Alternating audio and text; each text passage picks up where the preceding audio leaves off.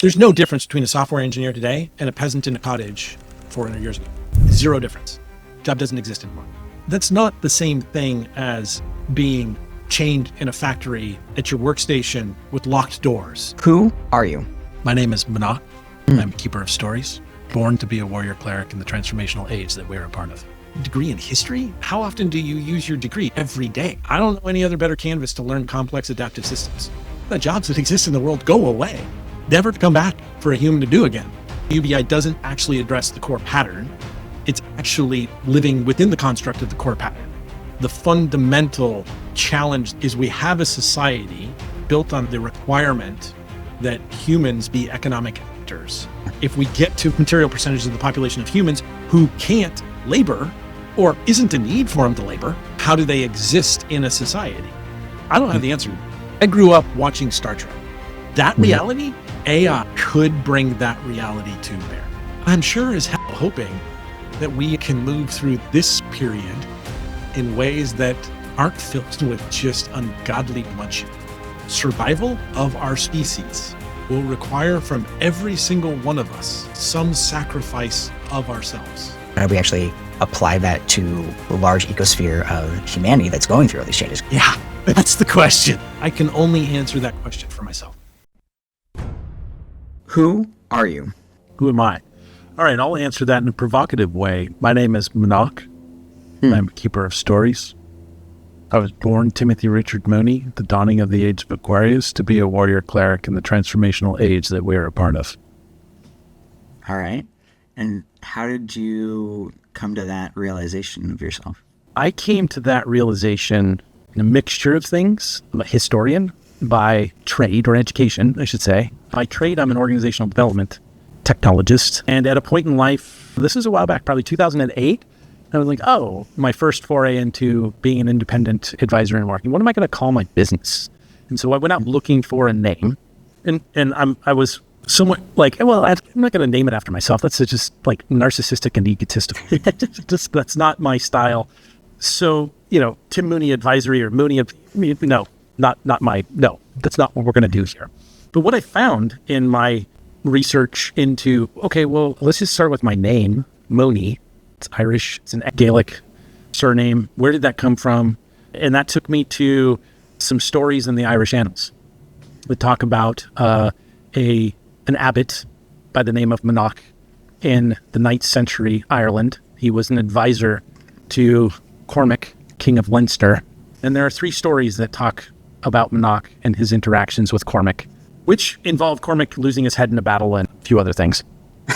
Well, it's 9th century Ireland. Yeah. So there are themes that arise in those stories, wisdom, loyalty, and service, that resonated quite a bit for me from the perspective of, if you're going to be a sounding board for leaders inside organizations as an advisor, these are the kind of themes that are really important. And the history of that name, Monok, evolves into the medieval period as meaning a person of wealth. Specifically, wealth in this context is being a wealth of wisdom. Which is kind of interesting in that lovely, in that Irish-American marketplace that has evolved over the course of, let's say, the last 40 years of let's reconnect to our Irish heritage. And there's what's the name of the last name Mooney? And it's like a wealthy person. It's like, yeah, but you're actually missing the very rich context around that. And this is not monetary wealth. That is not the history of this name to the late dark period and into the medieval period as the surname begins to evolve in medieval Ireland. What takes shape is the Mooney family crest is a very simple family crest. It is a white field with an oak tree, traditional heraldic image or symbol for wisdom, with a salamander in the canopy of that tree, traditional heraldic symbol for loyalty and service. That is the Mooney family crest. It originates basically back to this abbot named Monok, who was an advisor to Cormac, King of Leinster, who lost his head in a battle that he didn't want to be in, that his lords convinced him to engage in. So that's where it started. It's the name of my company. It's a very beat up version of it. So fast forward. That was, like I said, 2008. Fast forward. Okay, yeah, well, January 15th this year. Working title of some things in my journal are, I went out looking for my soul one day. That was January 15th. And it was at the invitation of a colleague of mine who a couple months later, we get together occasionally, and he was like, hey, Tim, I got a question for you. This is his starting salvo in the conversation.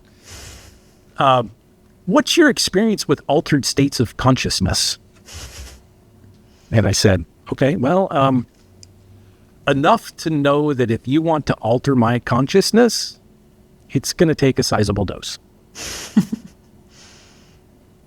And he says, okay, well, would you be game for that?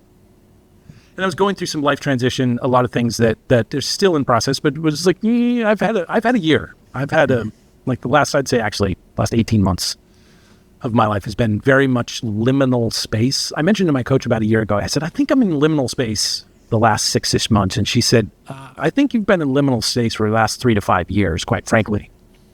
When she said that, it was one of those things occasionally when you hear it, you know, it's like, yeah, that's true. And that truth hurts in a way. So my colleague says, what's your experience with? And that's to tell him. And so we decide, like, all right, I'm game for a journey. And that was January 15th. Yeah, I mean, are you open to sharing what you journeyed with? Was it with mushrooms or was it with something else? The start of the day was with a dose of MDMA. Okay. Opened up my heart. His comment was, look, we need to shut your brain off. Because your brain just doesn't stop. So we just need to start by shutting your brain off and opening your heart up. Yeah. And then, so let's do that with some MDMA, and then let's put some psilocybin on top of it. Sure.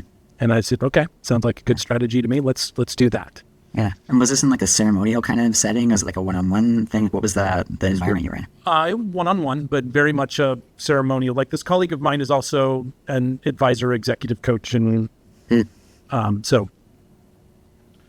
very much this isn't us going out taking mushrooms on a day and having a good old time. Right. Like I did a fair amount of in my 20s. And this was very much, okay, psilocybin can be a teacher. Let's allow it to teach. Yeah. So that's the environment it was in.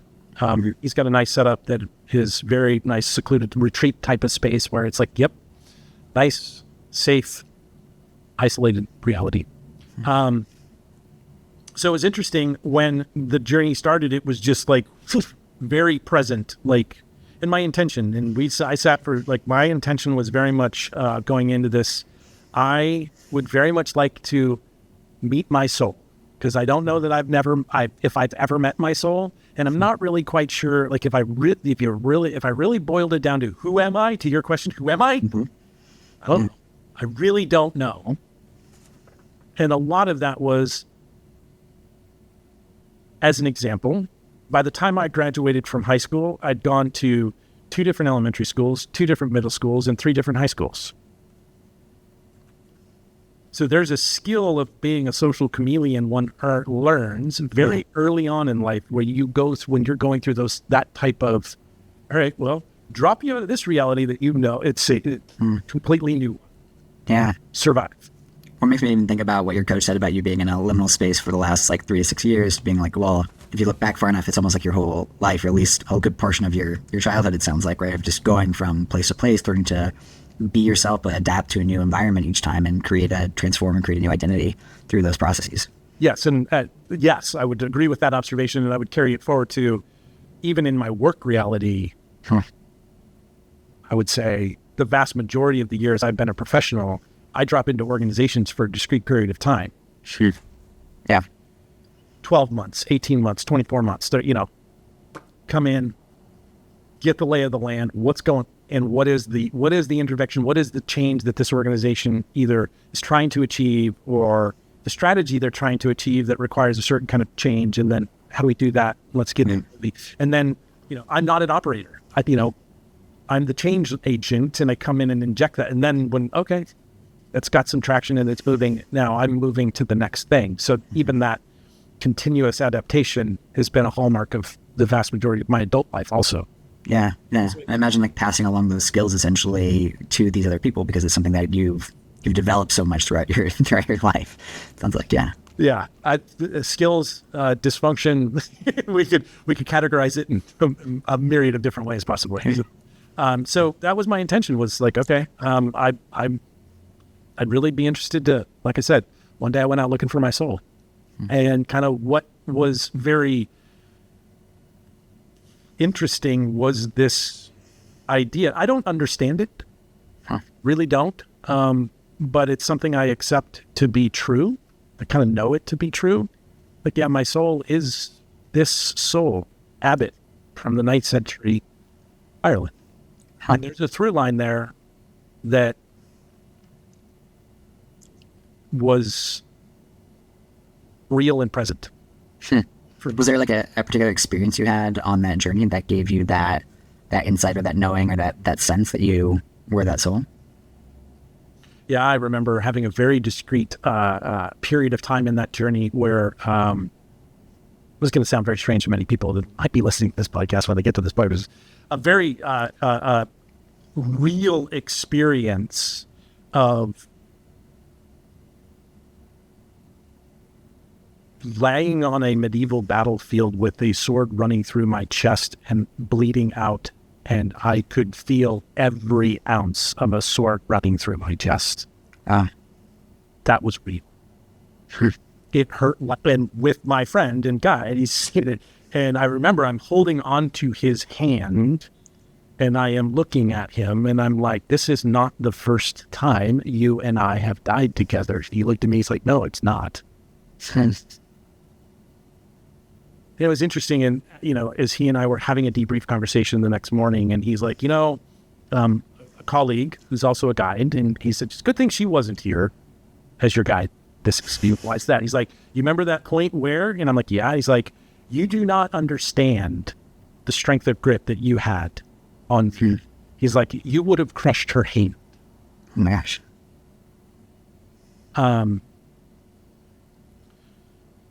So that was an element of that was very real.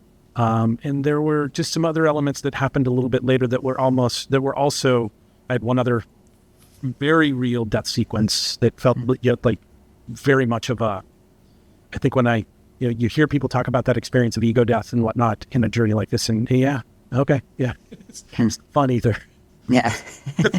At least for my experience, there was a point in time where literally it truly just did feel like. So what did that? So you're in the journey, and then you have this death experience as Monok, and you're kind of going, and you have that realization. It sounds like that was kind of the thing that you left with, in a sense. And like, I guess, what did connecting with that lineage or knowing who your soul is do for you? It solidifies purpose. I think I have an understanding of myself and my purpose in a way that is a much deeper. I've always done the work I've done because it's fun and it's intellectually stimulating. I like being a change agent. As a historian, I've always been fascinated. Yeah, those inflection points, as the story arc of human existence, and I was a bit radical when I was in the university, and I honestly was someone when I came out, I'm like, I thought I wanted to be a history professor, and then I realized I don't want to talk about change. I actually want to affect some change in life. I don't want to talk about past change. So no, don't be a history professor.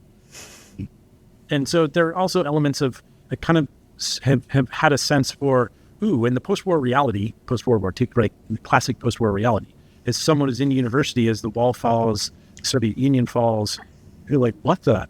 And it's like, you lived through the 90s, promise, and then you lived through the early 2000s, you're like, that promise is gonna get torpedoed, and you live through you're like, what the? What's going on here? Yeah. And so there is this, early on, I got into the work I'm in, I think because I've always been someone who's like, if you want to change the system, you got to change it from inside the system. So with that understanding, like you're a historian, you're obviously very care about change a lot and wanting to actualize change. And it sounds like ultimately you decided to affect that change within business, within the system. Like what what was it that you, I would say, set out to do? Like, what kind of change were you hoping to make in that journey? Cool.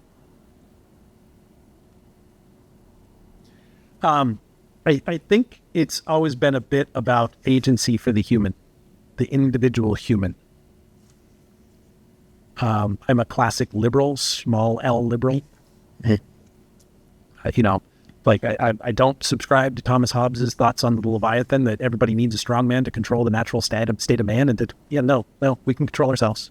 Sure. We just need to learn the discipline. We need to provide the opportunity, be provided the opportunity to do that. So I subscribe to, that small L liberalism that really is focused on individual agency, not monarch, not strongman, not that. Yeah.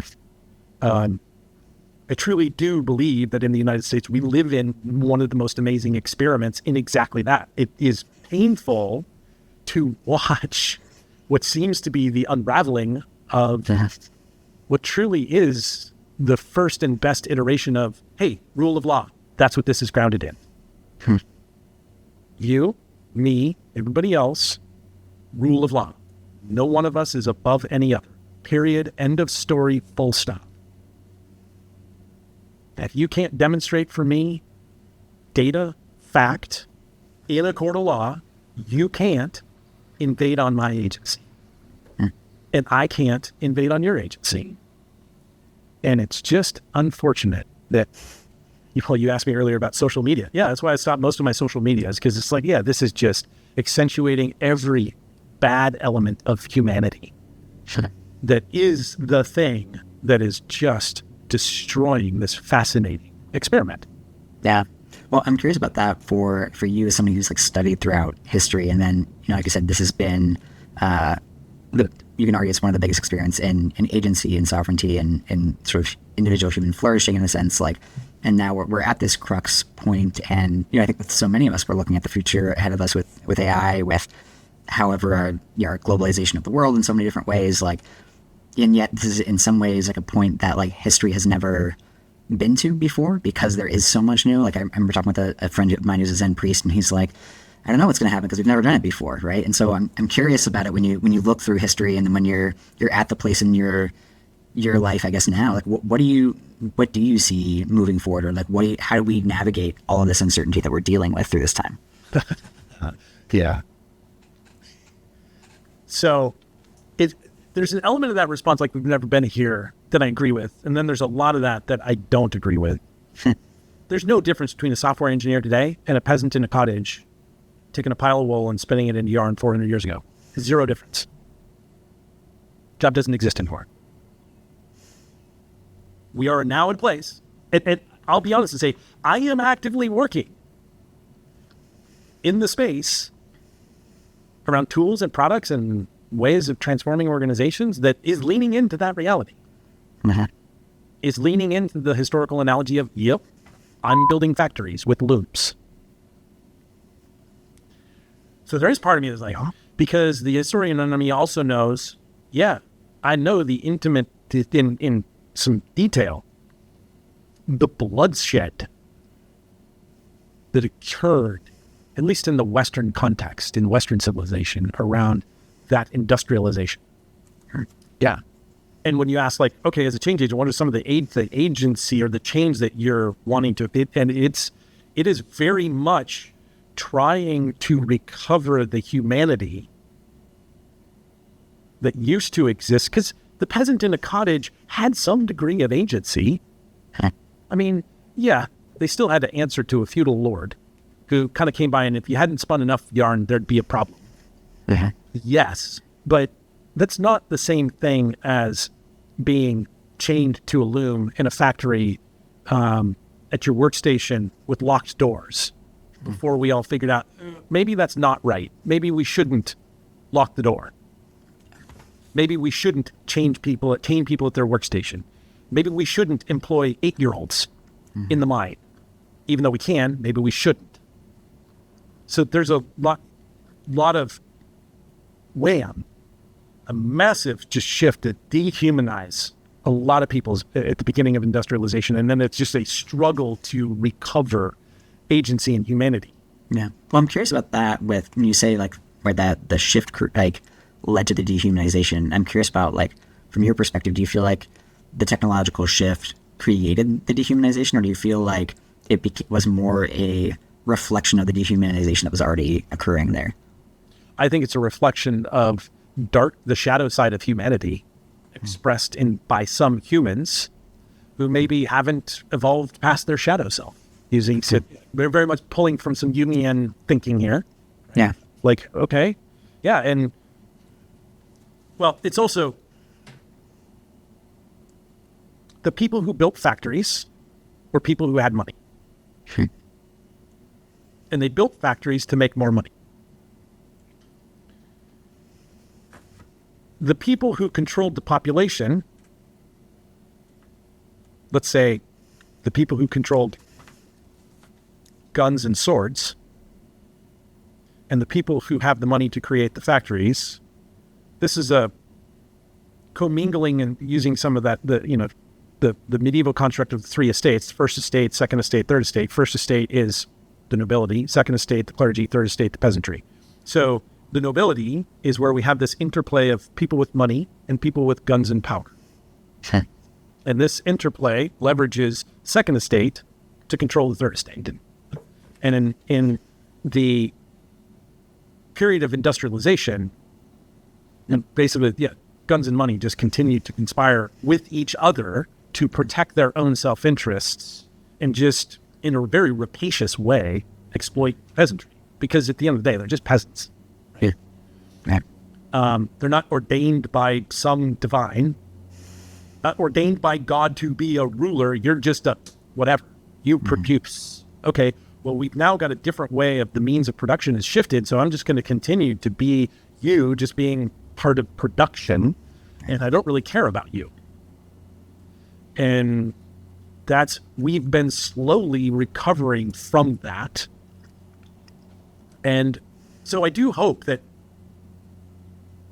while I'm actively engaged in this next iteration, a whole lot of jobs that exist in the world go away, never to come back for a human to do again. And I'm sure as hell hoping that we've learned something. Yeah. That we as a collective species can move through this period in ways that aren't filled with just ungodly bloodshed. Sure. And I don't know, there's lots of indications that might not be the case, because we seem to just be walking down a political polarization where, I mean, yeah. I don't know that I now have a lived experience. I understand what it was like to live in the United States of America in 1855,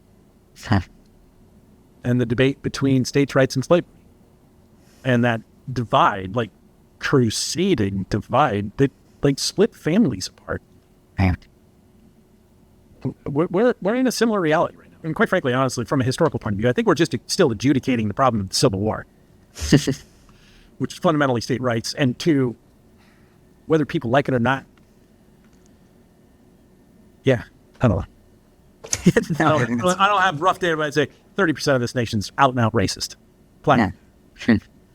Yeah, I mean, that makes it challenging to make those adaptations and changes. And I think, like there's always that interesting challenge of like the benefits of a top-down rule, if you will, and like then there's also the clear benefits of clear like bottom-up rule, right? And both of those things have clear trade-offs. I've interviewed one of my previous guests was he works for a libertarian think tank, and he had some really, really brilliant things to say about that methodology and why it can be valuable, and yet there are these like challenges with like racism, or where it's like, hey, we want a government to step in and protect all of the people, right? Because the people who are in power in a certain place, like they can control or go above the rule of law or make the rule of law to their own benefit and shape it, right, when it's in a localized area, especially when there's not a way for somebody to what you refer to as like the problem of exit, right? The ability to simply leave and go somewhere else new easily. Like I'd be say very cleanly, and nowadays it's definitely easier than it was. Like just go move and live somewhere else. But that's a lot easier said than done when you're talking about moving family and finding a job and all the other things that happen when you don't have a means to go about that in the first place, right? So there's all these different complexities that come with with change and with new technologies, and just, we haven't, I guess, said the word out loud, but like a lot of what we're talking about, I think, with that new technology is AI and how that's affecting so many different people in the world that we're going into right now. And there's so much, potential promise in so many different ways, but there's also so many concerns. And I guess, like, for you, like, as somebody who has studied history and been in all of these different places, like, what are some of the biggest, possibilities that you see with AI, and what are your biggest concerns at the same time? This is going to sound completely geekish or nerdy. I don't know. But I grew up watching Star Trek. And I remember when I was in college, I remember my roommates, and I consumed a lot of Star Trek. And we're just like the house that like 5 of us lived together my senior year. We were all really good friends. And like none of them had really been Trekkies growing up. And so, but then they all started watching Star Trek. And I remember I'd walk into the room and like TV's on like an old classic Star Trek episode. I'm like, oh, that's the one where they're like, what? Like, yeah, we spent years consuming that reality, probably best elucidated in the next Star Trek Next Generation. Like that reality, yeah. AI could bring that reality to bear. Sure. The fundamental challenge that we have is we have a society that is built on the requirement that humans be economic actors. So to be economic actors, they need to have funds. In order to have funds, they need a job to get paid. And that is the pattern that needs to transform. Do you see that through something like UBI, or like what do you kind of imagine for? UBI could be one of those ways of doing it, possibly. Yeah. Now and if you say that, then you're like, okay, well, what is the entity that's actually collecting revenue in the form of some taxation on those systems of production that are generating economic value that then distributes income? Sure. Okay. Yeah. That would be UBI is a way of addressing that pattern, but it's not breaking the pattern. It is, I would say UBI is its potential flaw is because we get in then just the problems of wealth redistribution. Once we start talking about redistributing wealth in human society today, well, now we're in a crusade. Okay. Right? I am always going to run into someone who's going to basically pull out their gun and tell me, no, you can't take my money. I earn that money. You can't take it just to give it to somebody else. No, that's not going to happen. Right? So we have that problem with UBI. And I'd say the one thing UBI doesn't do is it doesn't actually address the core pattern. Sure. It's actually living within the construct of the core pattern. Sure. And that core pattern is that, like, to your point, like that humans need to create wealth in order to basically survive or live or do everything. And the way that we do that is by contributing through work. And if we no longer need to contribute to work, then there's nothing else there's no way to do that anymore. Right. Yes. That's the core pattern. Humans force society to work. Humans need to be economic actors. To be an economic actor, I need labor to get money. I need to expend labor to get money. Now I can be an economic actor. If we get to material populations of, material percentages of the population of humans who can't labor, or maybe put a different way, isn't a need for them to labor. Right. How do they be an economic actor? Or how do they exist in a society? What are the constructs within that society? How do we evolve those things? I don't have the answer to that. Yeah. But it would seem to me, as someone who's spent most of my adult life in the world of complex systems and what patterns are at play in this system, like people ask me all the time, when they find out you degree in history, well, how often do you use your degree? And I'm like, every day. You want to talk about analyzing complex adaptive systems? I can't tell you a better discipline than go study history. You're studying human societies and their interactions with each other. I don't know any other better canvas to learn complex adaptive systems. I really don't. Yeah. And also a discipline that teaches you how to communicate, because you're like, well, okay, I can see some weird stuff. How do I actually express what I think I'm seeing in pattern recognition and how those patterns are playing out to create conflict that then leads? It's a perfect discipline for someone who aspires to be someone who wants to change complex adaptive systems. So I guess when you're looking at that, like what are, from your experience both as a historian and as a consultant and advisor and doing all these different things, like what are some of the key patterns that allow for that change to happen in, I guess, as smooth a way as possible. Well, listen, I don't know that this is, as a historian, this is maybe more as a human.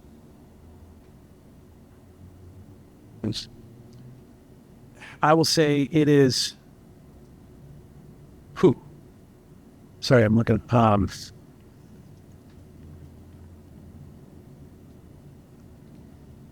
it is the individual human capacity that is a cultivated skill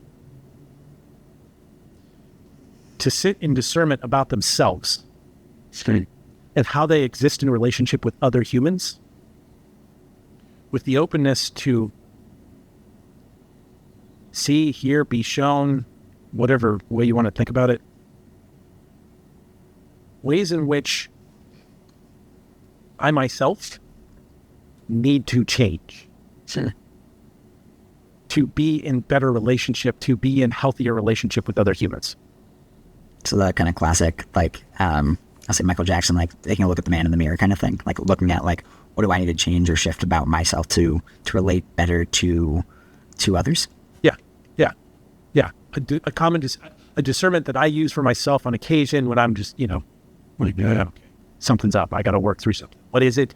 What's not working in relationship, whether it be with clients, with family members, with friends, with whomever. What in me must die so that I may die again in the fullness of life? Like, what's part of me that's getting in the way that's me, not the other person or not the other people? They aren't the ones at fault. I am. There's something in me that needs to die so that I can be in better relationship here with that other human. Is there anything in particular that you find, because you've worked with a lot of CEOs and that kind of person, are there a lot of, do you see specific patterns that often come up, like when you're wrestling or asking that question with them? I don't ask that question to this is a discernment I use for myself. Got it. Okay. Well, what about for yourself then? Are there particular patterns or key things that come up? Yeah, my ego. I'm a smart person. I remember very early on in my life, like young child, probably elementary school, I remember, and this was a theme that came out a fair amount with my dad. I get in frustration with, why can't so-and-so just, and I remember he's like, pretty forcefully, like, you need to recognize that you have the set of God-given talents. You're a pretty smart person. Your IQ. You cannot assume that everybody else can do what you do or can think the way you're a unique human being. Everybody's a unique human being. And you can't expect everybody else to do what you do. That's not to say that you're great and you're better. You're just different and everybody else is different. And so you need to you just need to accept that. So it's always been something that's been there. I will say early in my career,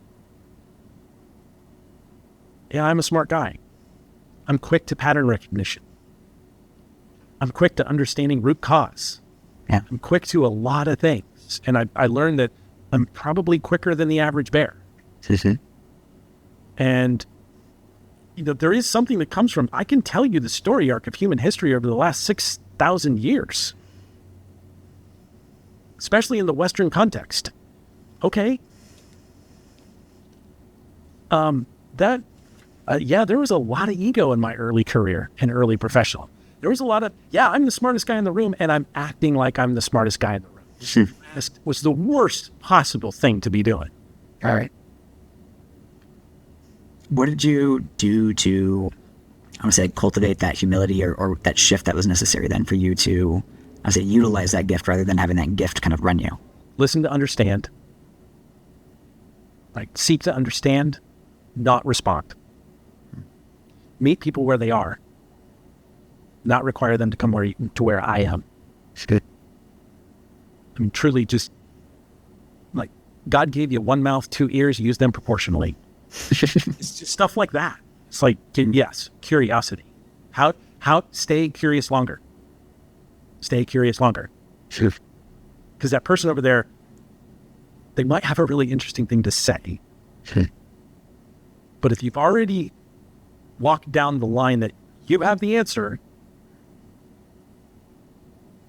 and they need to hear it, or they just need to do it because this is the answer to the problem in front of us, so just let's all go do that. Well, the alchemy of 1 + 1 = 3 never happens. That alchemy, in my opinion, is curiosity. True. Do you have a story or example of like when you decided to stay curious longer and something more revealed itself to you, whether that was with a client or with something or someone else, where that other thing like emerged to your surprise and kind of like led to that outcome? I don't know that I have a great story. No, I don't know that I do. All I know is with my business partner, Rachel, it happens often. Because I'll come into a conversation with her and it's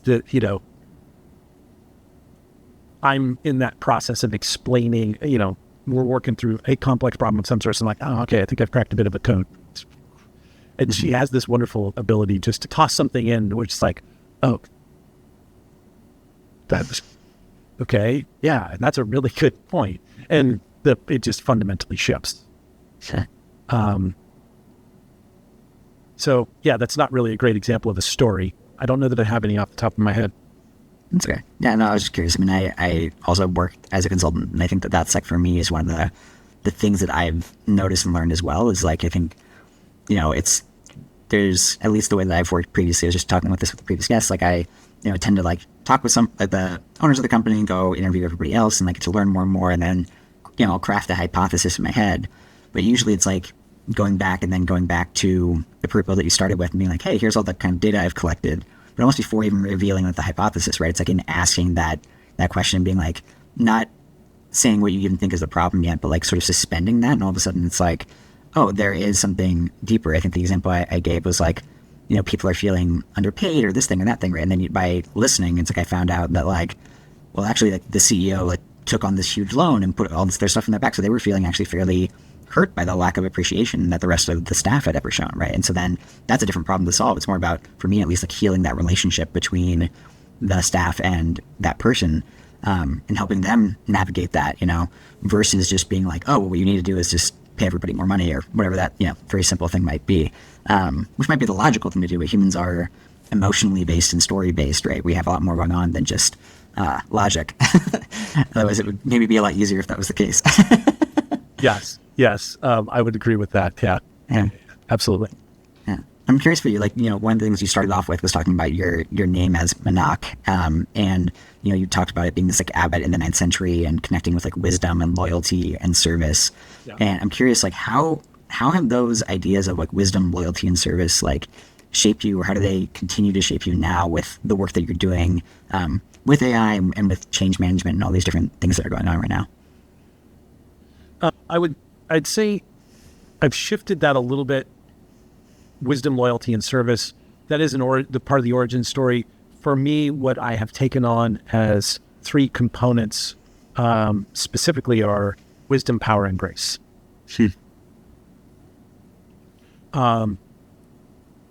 Still fundamentally rooted in something that for me is something I feel inside me. Like it is part of my name. That is the wisdom piece.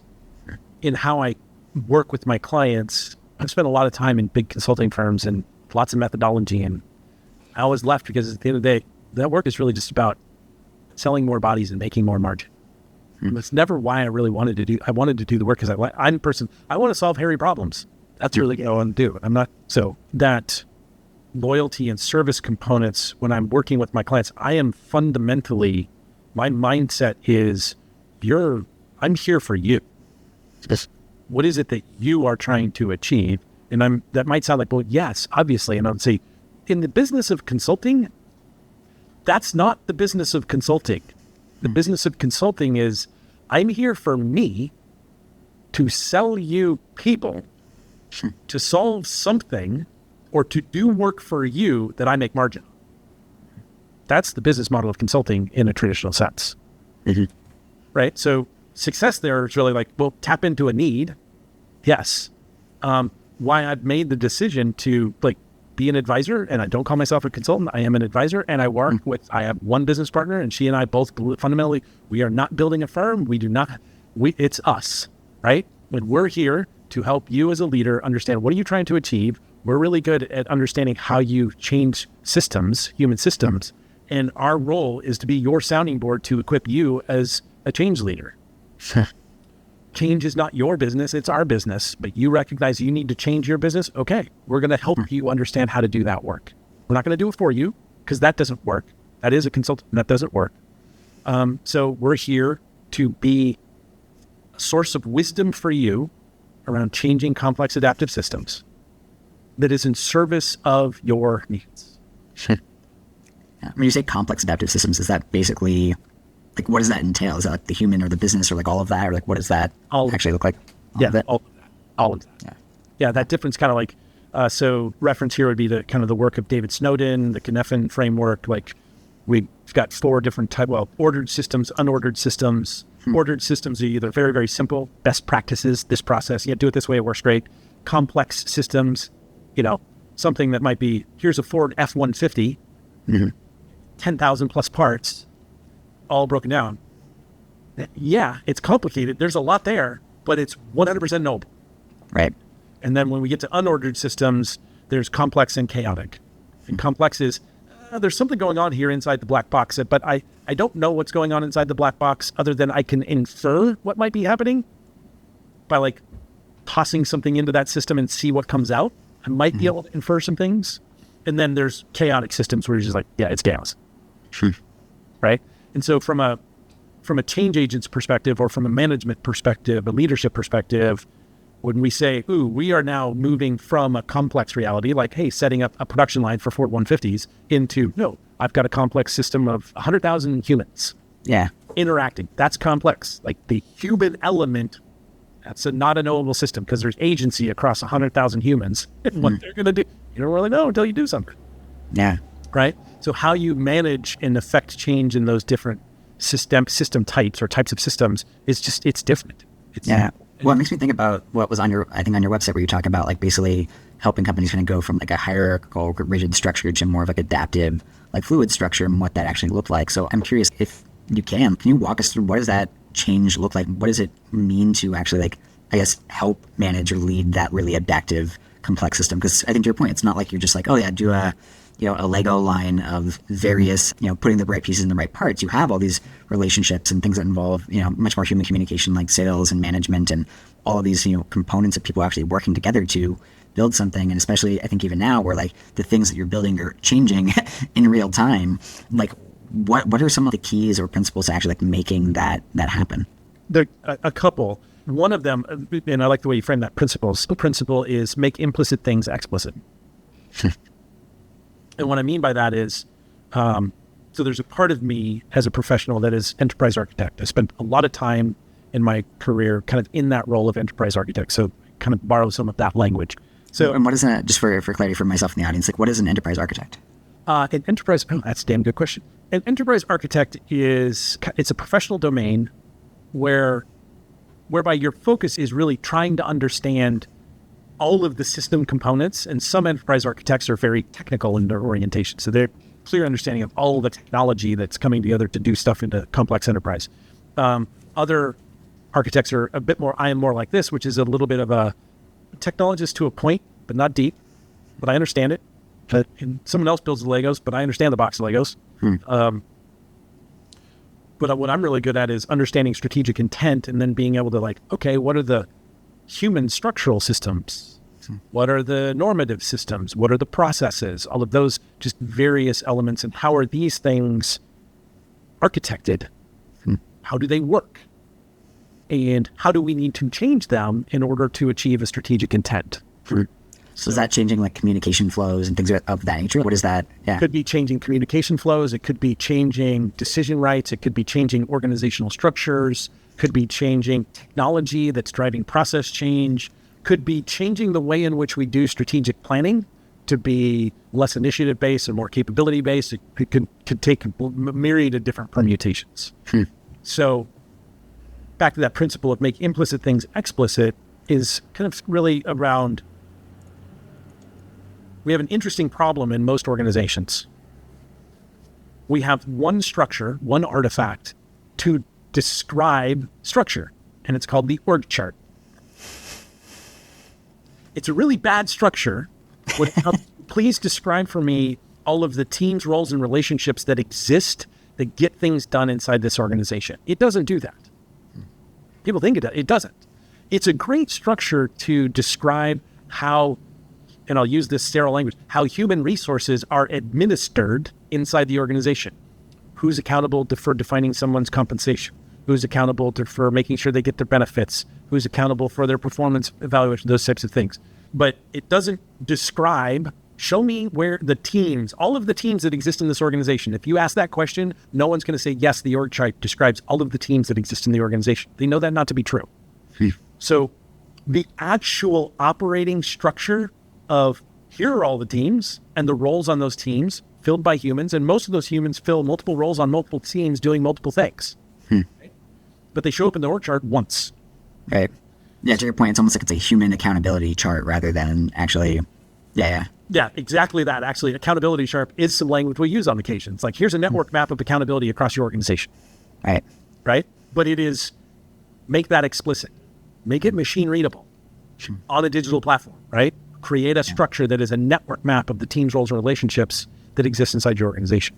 So if you want to transform a complex system, you have to, you can't transform something you can't see. Fundamental precept. I mean, you can kind of go back to, it's a bit like Schrodinger's cat. Is the cat alive or dead?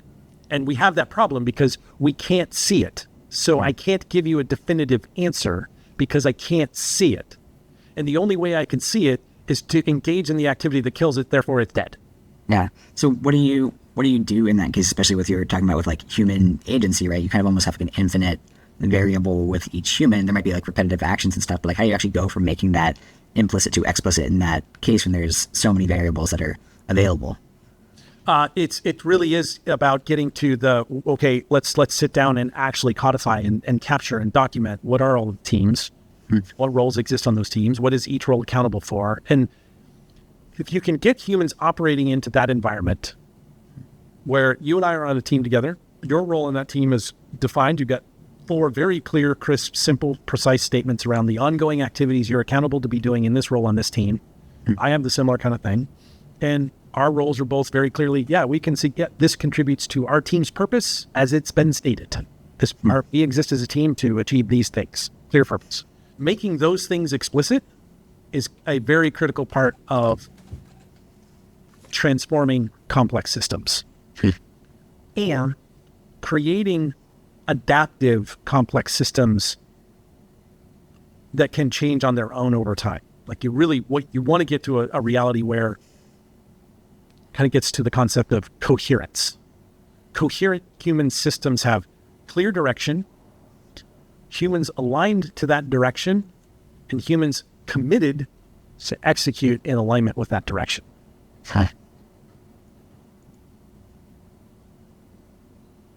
Getting to coherence across a large organization, if you don't have teams defined and roles within those teams defined, and a clear understanding of, well, what objectives are we going after? What is our direction?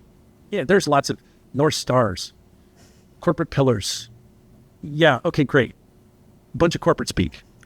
Don't clearly articulate our intent, our direction, and definitely don't do a very good job of doing that in a way where humans can say, oh, I understand that and can translate that into what I'm doing right now in alignment with that direction. It is not lost that when we think about the Gallup Employee Engagement Survey goes out every year, probably the single biggest body of data around employee engagement, and some key elements like, I understand what's expected of me, notoriously low, and trending down, consistently down since 2019, I believe, 2018 possibly. So I understand how my contribution connects to the broader picture. Similarly, not good performance across populations and trending down. last time I looked at these numbers was probably a year and a half ago. So if that's changed and someone listens to the podcast, they go, like, okay, Kevin, last time I actually looked at this was about a year and a half ago, but the trend was there. And in my work, it's like, yeah, it just seems to continue to go down. What do you think it is that like contributes to that? Like why? Because it seems to be, in some ways it seems like the most obvious thing. Like people are hired hypothetically to do something, and yet it's very easy for, I've been in so many different companies where it can be very easy for what you were hired for is not what you end up doing, or it becomes very complicated, or you start for one reason or another, and not even if something's a bad reason, but you end up doing things that are outside of that lane in one way, shape, or form, either because there's a need or because you have a talent or a knack or that kind of thing grows and evolves. So like, yeah, I'm curious, I guess, about that. Like, how do we, what causes that and what solves that problem? So I think that gets back to the principle too. This does not solve all of the elements of the question you just asked, but it is a huge component. But it's back to that principle of make implicit things explicit. You got hired into a job description, which is assigned to a box on an org chart. The reality of the operating system inside the organization is that, that's a human that was filled by somebody else previously, more than likely. And actually what that human was doing was a very different thing than what is captured in the job description, in the JD. So, and we don't have any of the other stuff captured anywhere. So we don't know any of that. But it's all an implied reality. And so someone lands in the job, and then it's up to them to go suss out the implied reality that they're supposed to be working. And for the most part, most organizations aren't really good at actually clear, actionable statement of what is our strategic intent or direction, and then doing a good job of communicating that across the organization in ways where the humans inside the organization who are doing the work can go, oh, okay, got it. That now informs how I do my job in these ways. Thank you.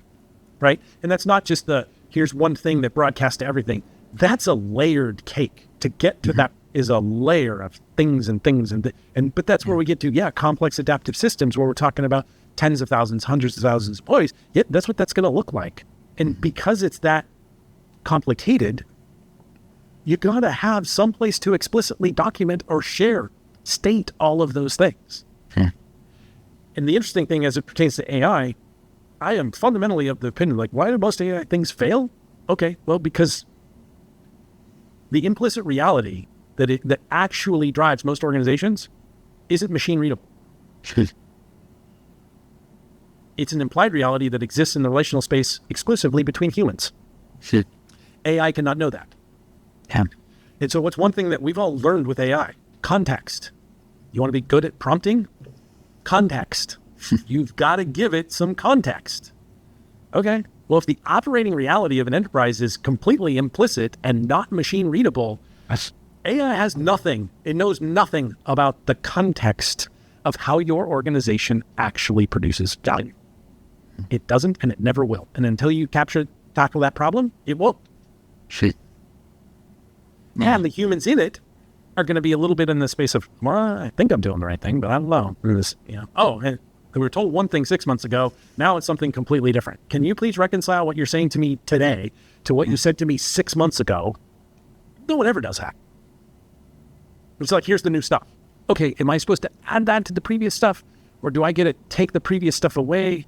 I don't have enough bandwidth to actually do the previous stuff and this new stuff. Can you please clarify? Yeah, well, I guess that's part of what I'm wondering even within the, because what I kind of hear in that is like, that's the implicit explicit I see solving like the complex part of the problem. What I'm curious about though is like the adaptive part of it. Like, because I see it as like, okay, cool, we like documented explicitly what we're all doing and all these kinds of things, but then like that does change, right? Like we have to like revisit. So is that a thing where it's just about reviewing and revisiting that over and over and again? Or like, how do you actually make that something that becomes adaptable versus a new rigid structure? So if you can actually make all of this explicit, you've got a networked operating structure, and everybody, you and I understand our roles on the team we both participate in. It might be one of many teams, but let's say you and I are on teams. Okay, great. And we've got a purpose, clearly. Okay, got it. And we're currently working around a set of objectives, and our objectives we've tied to whatever ladder that goes up to the strategy. But we can see all that. So we can see, yep, these are our objectives, and it connects to that one. Okay, got it, into strategy. Perfect. New communication of direction from the top down.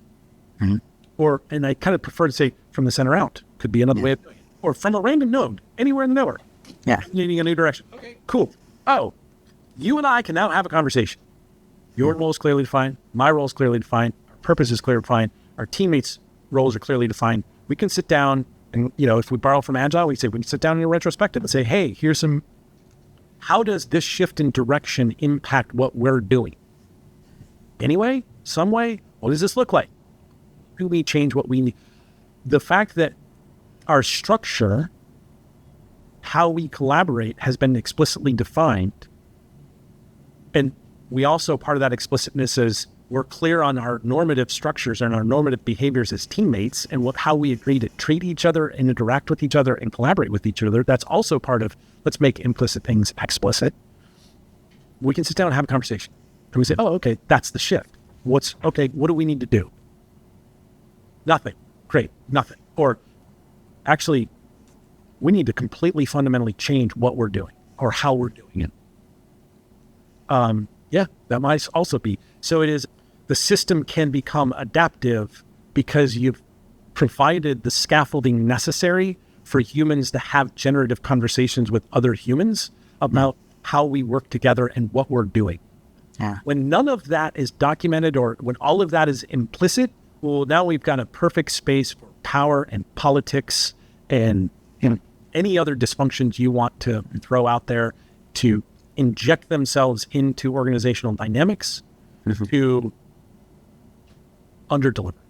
Yeah. Well, I love the example of like kind of the different nodes, right? And it makes me think of much more how like a brain actually works, where it's like, okay, well, there's this new neuron, it's shifting and it's changing, and that's like sending feedback to the rest of the brain more or less, and the rest is like adapting to that. And it's not so much a top-down communication as it is like a back and forth communication, right? Like even you talk about heart coherence, but there's like, something called heart coherence, where your heart rate is moving in sync with your breath and things of that nature. Your heart basically has a brain that connects to your brain, right? So this back and forth communication that exists. And I'm curious about that when you're actually building that into like the system. Like, what does a company, I guess, do to make sure that, the one node doesn't just change without sort of updating the rest of the people that it changes? Is it just about like updating like a log? Is it like sending a Slack message? Like, what does that kind of look like practically in a way that like is like, oh, okay, cool, I can like adapt and actually make these implementations in my communication structure? It makes sense like theoretically in my mind. I'm curious what that looks like practically or tangibly. Yeah. A lot of that gets into kind of things like notification engines within like, and certain governance constraints also. Like you do get to decision authority becomes really important, right? So part of making an implicit thing explicit is, okay, let's talk about decision authority. You're an execution team over here in this part of the network. What are you able to, you can't change strategy. You do not have the decision authority to do that. So being really clear about boundaries, and specifically boundaries about authority. I've lived and worked in a system of holacratic self-organization. What does that even mean? Okay, no glasses. I was like, so there's a system of self-organization that's known as holacracy. I won't go into the specifics of it, but I'd say I have worked in a self-organized system where like you could do whatever you want. Concept of bosses didn't exist. I specifically started working in this organization because I was like, oh, yeah, this is the direction organizational dynamics needs to move in. So yeah, I want to be a part of that experiment.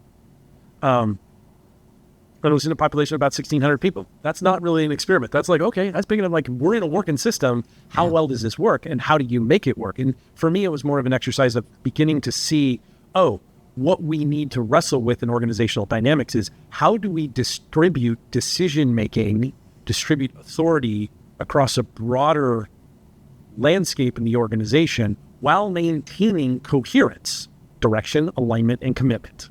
Sorry. This is a very interesting prop. How do you do that? Yeah. That is, because if you just enter into this idea of complete self-organization where it's like, well, yeah, no, especially when if I'm a software engineer, I don't want to work on building that thing. I'm going to go build this other thing. Well, this other thing has nothing to do with our business. Well, yeah, that's fine, but that's what I want to build. And I'm an entrepreneur. I've been tasked to be entrepreneurial. So I think this is a lot of opportunity. So I'm just going to go, yeah, but I need to build this because we need to go do that. Yeah. So I don't really want to do that. Yeah, basically creating like a cancer cell within the system, if you will. Like it's going off and doing its own thing. It's not part of the cohesive network. It's yeah. So you get into part of this, to your question, really gets into being very clear about authority, decision authority, and decision boundaries, which are all governance constructs, and kind of say, okay, well, if team X is a governance team, it has some decision authority. What is its boundary? What is it governing topically? And structurally, what structures does it govern? What specific teams are accountable to it? Right. Yeah. And I imagine, like, when you're talking about like decision-making authority and the boundaries and stuff like, right, because it's your point, like, you don't necessarily, you want the teams to be able to be nimble and autonomous enough to make certain choices, right? But you want them to not have the freedom to make any choices. You don't want, like, I imagine within that free with the holistic company that you talked about, but like, you don't want, like, hey, we just hired this new guy to be our janitor. Well, he can just go spend the budget willy-nilly, or like, make overlapping decisions for our marketing department or whatever that is, right? And so at the same time, you want those companies, you want that team of software engineers to be able to be like, okay, yeah, we know the right person that we need to hire for this job. So we want to have them to have that autonomy. And so, like, navigating, and what I'm hearing from you is like being able to be very clear about, like, well, what choices can that group make, right, independently, and what things they need to consult with, and what is that process if they do need to consult with, et cetera, and creating that clarity so that there's actual, like, step functional change versus it being kind of clear and nobody knowing who to talk to, or if they're walking in eggshells, or if they should be doing something they shouldn't be doing. It, like, just clears all that up for them to actually move forward versus kind of being stuck. Yeah. Yes to that. Exactly. And a lot of this is a lot about just the practical realities of, distributed organizations. And, this is not new or groundbreaking in any way, shape, or form, but it really is back to let's get people closer to the problem, making the decisions to solve the problem, rather than, teams saying, hey, I've got a problem, and escalating up and escalating. And executive needs to make the decision on how do we solve the problem. Executive doesn't know anything about the problem. If I'm an executive, if I'm a good executive, my job is about facilitating the system. The people who know how to solve the problem are the people still doing the job. I stopped doing the job a long time ago when I became an executive team. Right? And that's a fundamental shift also in this, where executives your job as an executive, especially in a company, it's how is this system operating? Is it operating well, or is it operating poorly? System being human system. And if it's operating poorly, how do I as a leader need to show up to nudge it in a better direction? Why is it operating poorly? Is it unclear direction? That might be one reason.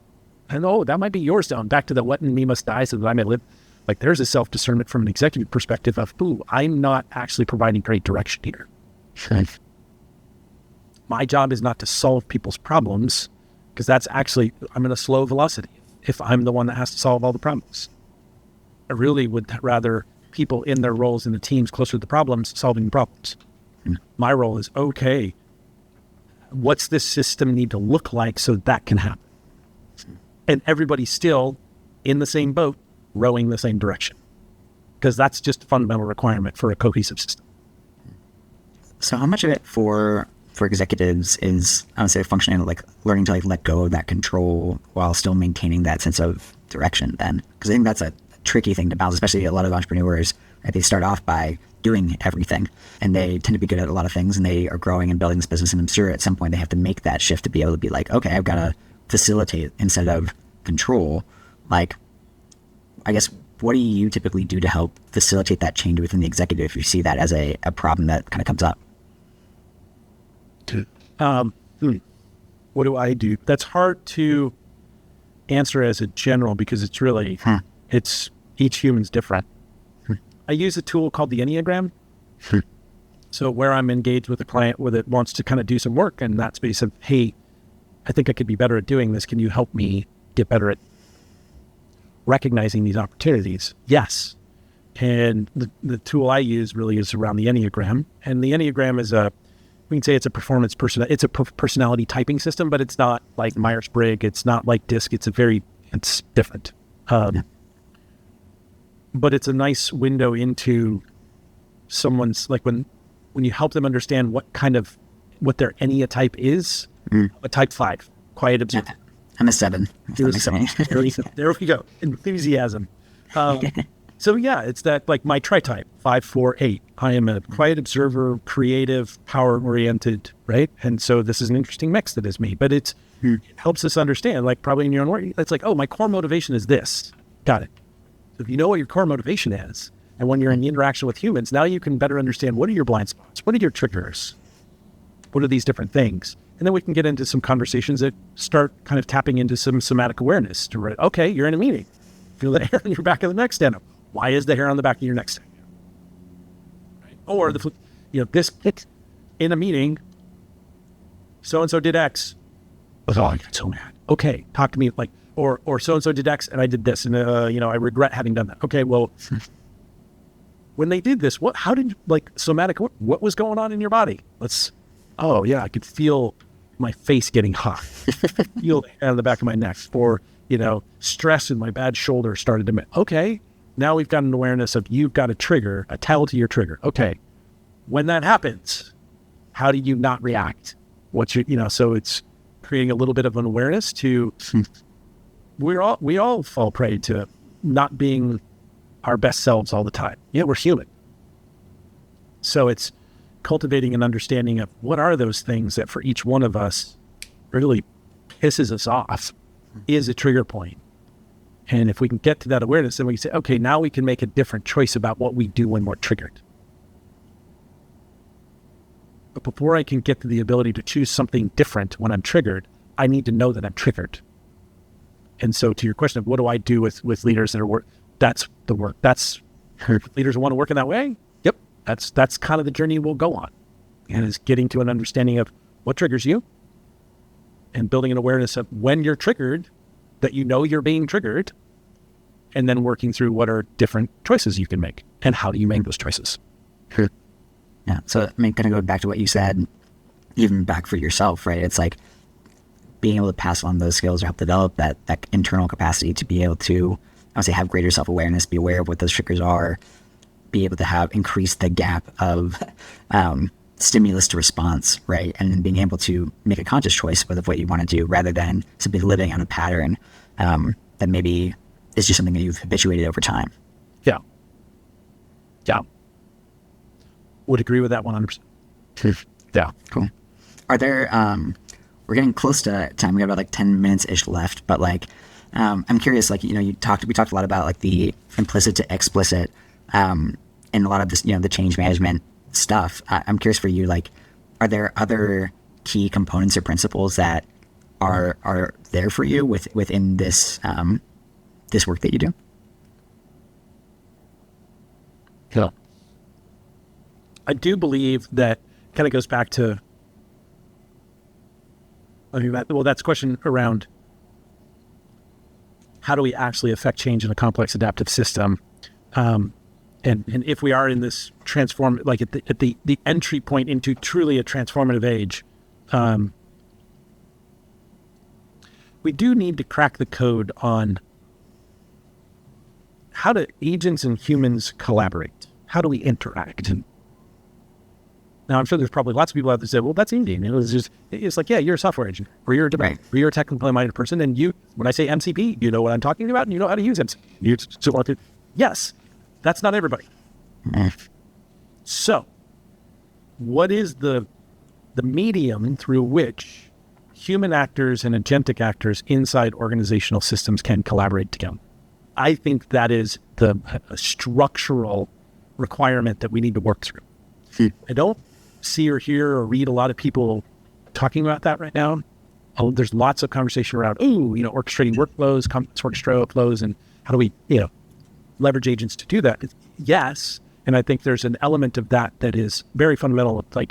What is the collaboration platform where humans show up filling roles in teams alongside agents showing up filling roles inside teams in a way where they're working together? I think that's the underlying. Which kind of goes back to, in order to get to that, we kind of got to tackle the problem of make implicit things explicit. Yeah. Well, I'm curious about that. When initially when we talked about this, we were kind of looking at it from the lens of AI and the change with the loom and stuff like that. I'm when you look at something as big as, let's take the United States and not try to go to the whole world at least right away, but it's something as big as that, you're adapting that inside of I would say a work system. Obviously, there's clear governmental systems and decision makers and all that kind of stuff within our structure. But how do we take those same principles that you're talking about, which make a lot of sense, and working in that kind of node-like structure, how do we do that for the peasants, if you will, the everyday citizens that are going through here? How do we actually apply that to this large ecosphere of humanity that's going through all these changes? Because I think you and I talked about this in a previous conversation, but I'm a big believer that I think the some of the biggest gap is how do we get humans to be better at handling change and uncertainty throughout this next period of time? Because I think so much of it, whether it comes back to those triggers you're talking about, or whatever it is, it's like our ability to learn and adapt and let go and have our own ego deaths of whatever it is, so that we can actually flourish in this new age, hopefully without violence, is a critical component. And I'm curious if you have any thoughts. I don't expect you to have answers, but if you have thoughts or questions on what it is that we do to help maybe scale that sense of adaptivity within ourselves across this population. Damn. I would love to have a response to that question. It's just like, yeah, that's the question. Yeah, that's the question. I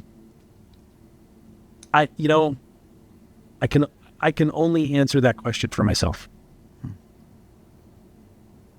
I would love to suggest, like, hey, here's my answer to that question, and I hope that could be applicable to others, but that's a tall ask. But my answer is, yeah, each of us as a human needs to come to some reconciliation with the fact that survival of our species will require from every single one of us some sacrifice of ourselves to find a better way in the age that is emerging. It's not lost on me that, like, when we look at the Western world, industrialized Western world, and we kind of take, like, where constructs of self-organization inside human systems were very early adapted and have been cultivated most effectively is in Northern Europe, specifically in populations that I'd say are formerly parts of the Hanseatic League. It's a very obscure historical. I say, where's the Hanseatic League? Yeah, you'll have to look it up. Or I would say Scandinavian. Okay. Yeah. Viking. Like, we really want to break it down to Neolithic. Viking. Huh. And here's something about, like, those, even today, we'll look at some of the strongest social democracies. That interplay of socialism and democracy are in Scandinavian countries. It is not lost on me that these are all Viking populations. What is one thing you are going to learn that is going to be injected into the social fabric in Northern Europe as the last ice age gives way? The last population that has to deal with the reality of living in a frozen world is that Viking population. Can you live and survive by yourself? No, you cannot. Your survival is predicated on everybody's survival.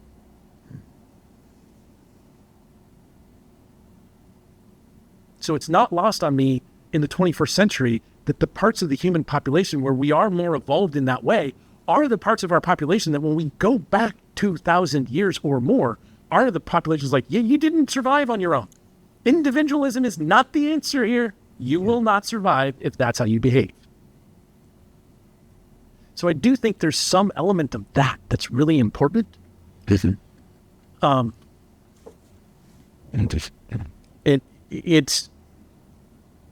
can I read you something?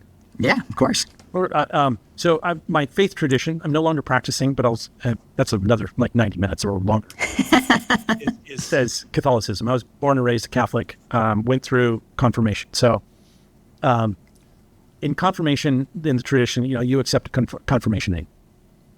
The name I chose was the name of Maximilian Kolbe. Maximilian Kolbe was a Polish priest who was killed by the SS in Auschwitz.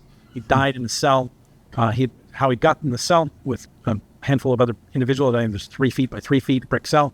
I think it was 6 or 7. I can't remember exactly. They were all shoved. Door was closed. Let him die. Kolbe was the last to survive. He had prayed the entire time. After everybody else was dead, like, the SS guards got tired of Kolbe praying, so they opened it up and injected him with hollies to kill him. But where this all started was in a firing line. Something was going wrong, and they wanted to shoot a couple people just to prove a point. So they pulled 2 people out. Kolbe knows one of those individuals is a husband and father with wife and children, and he says, take me instead. I'm a priest. I'm a, So for this act of sacrifice, they're like, all right, well, screw y'all. All of you are going in the cell, and you're all just permanently die. So there's an element there for me when I was 17 that was like, okay, this recognition of, if you're going to choose a spiritual guide, North Star, whatever, purpose, I can think of no more selfless act than offering yourself up in place of someone else when you recognize that person's need is greater than yours. But when you break that down to you're going to die in that choice, I can think of no other more selfless act than that. So there's a part of this that, well, I'll just read this. On being confirmed Maximilian Kolbe. Then at 17, in my confirmation, I chose the name I would carry forward in the world. A man who chose to stand for another with wife and kids along a firing line of dehumanized others. At 40, I was reminded on a Good Friday in Poland of a choice long forgotten. Lost to the din of daily life, the name came back to me while standing in the place he died. At 50, I was amazed by the clarity of choice sitting in front of me in a workshop exercise on a liminal life book. What is to be became obvious.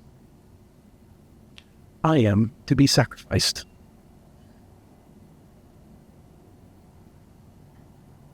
To your question for me